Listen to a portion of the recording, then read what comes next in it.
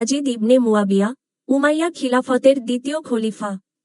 680 থেকে 683 খ্রিস্টাব্দ, 61 থেকে 64 হিজরি পর্যন্ত শাসন করেন।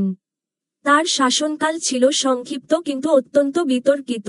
এই সময়েই ঘটেছিল ইতিহাসের অন্যতম হৃদয়বিদারক ঘটনা, কারবালার ট্র্যাজেডি, যেখানে রাসূলুল্লাহ সাল্লাল্লাহু আলাইহিসসালাম এর প্রিয় দৌহিত্র হুসাইন ইবন আলী রাদিয়াল্লাহু আনহু শহীদ হন।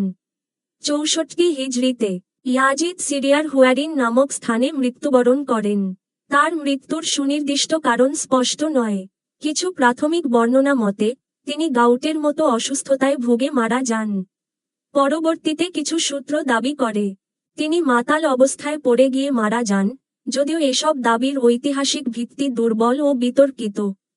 তার মৃত্যুর পর পুত্র মুয়াবিয়া খিলাফতের দায়িত্ব নেন, কিন্তু কয়েক মাসের মধ্যেই তিনিও মৃত্যুবরণ করেন। এই শূন্যতা থেকেই আবদুল্লাহ ইবনে জুবাইর নিজেকে মক্কায় খলিফা ঘোষণা করেন এবং উমাইয়া কর্তৃত্বের বিরুদ্ধে বিদ্রোহ শুরু হয়।